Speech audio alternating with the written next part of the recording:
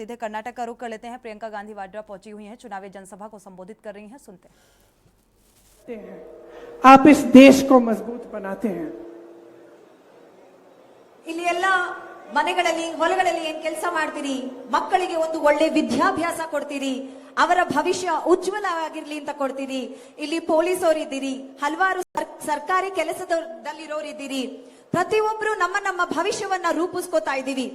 ಅದೆಲ್ಲದಕ್ಕಿಂತ ಮುಖ್ಯವಾಗಿ ನೀವು ಮತ್ತೊಂದು ಕೆಲಸ ಮಾಡ್ತೀರಾ, ಅದು ನಮ್ಮ ದೇಶವನ್ನ ಬಲಪಡಿಸುವಂತಹ ಕೆಲಸ ನೀವುಗಳು ಪ್ರತಿಯೊಬ್ಬರು ಇಲ್ಲಿ ಮಾಡ್ತಿದ್ದೀರಿ.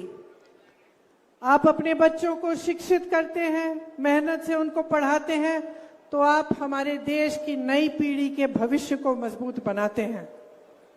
ಮಕ್ಕಳಿಗೆ ಯಾವಾಗ ನೀವು ಒಳ್ಳೆಯ ವಿದ್ಯೆ ಬುದ್ಧಿ ಕೊಡ್ತೀರಿ, ನಮ್ಮ ದೇಶದ ಭವಿಷ್ಯವನ್ನ, ಮುಂದಿನ ಪೀಳಿಗೆಯನ್ನ, ಒಂದು ಉತ್ತಮ ಭವಿಷ್ಯವನ್ನ ದೇಶಕ್ಕೆ ತಯಾರು ಮಾಡಿಸಿರೋದು ನೀವು.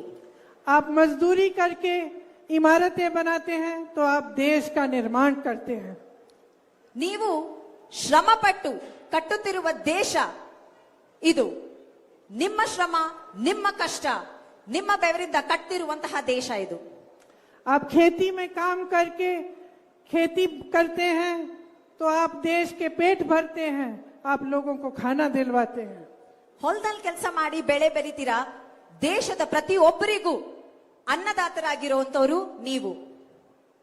आपका जीवन संघर्ष का जीवन है, लेकिन आपका जीवन इस देश के निर्माण को करने का जीवन है और इस देश को आगे बढ़ाने का भी जीवन है. ನಿಮ್ಮೆಲ್ಲರ ಜೀವನ ಒಂದು ಸಂಘರ್ಷವಾದದ್ದು. ಅದರ ಜೊತೆಗೆ ಈ ದೇಶದ ನಿರ್ಮಾಣಕ್ಕಾಗಿ ನಿಮ್ಮೆಲ್ಲರ ಕೊಡುಗೆ ಅನ್ನೋದು ಬಹಳ ದೊಡ್ಡದು. और क्योंकि हमारी तरह आप इस देश को प्यार करते हैं, इस देश के लिए आप अपने जीवन को सुबह से शाम तक जो आप काम करते हैं वो इस देश के लिए आप करते हैं. इसीलिए मैं आज अपने देश के बारे में आप सबसे बात करने के लिए यहाँ आई हूँ. ನೀವಿಲ್ಲಿ ಕಷ್ಟ ಪಡ್ತಿರೋದು ಈ ದೇಶದ ಮೇಲಿರುವಂತಹ ಪ್ರೀತಿಯಿಂದ, ದೇಶಭಕ್ತಿಯಿಂದ. ನೀವು ದೇಶವನ್ನ ಕಟ್ಟಿರುವಂತಹ ಶ್ರಮ ಏನಿದೆ, ಅದಕ್ಕೆ ಈ ವೇದಿಕೆ ಮೂಲಕ ಈ ದೇಶದ ಬಗ್ಗೆ ಈಗ ನಾನು ಮಾತಾಡ್ತೀನಿ. क्योंकि ये देश आपका है, ये देश हमारा है और हमें इस देश की चिंता है. ಈ ದೇಶ ನಿಮ್ದು, ಈ ದೇಶ ನಮ್ಮೆಲ್ಲರದು.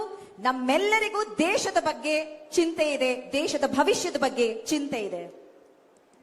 तो हमारे भारत में आज जो हो रहा है उसे गहराई से मैं आपको समझाना चाहती हूं, आपको बताना चाहती हूं कि किस तरह की परिस्थितियां पूरे देश भर में बन रही हैं.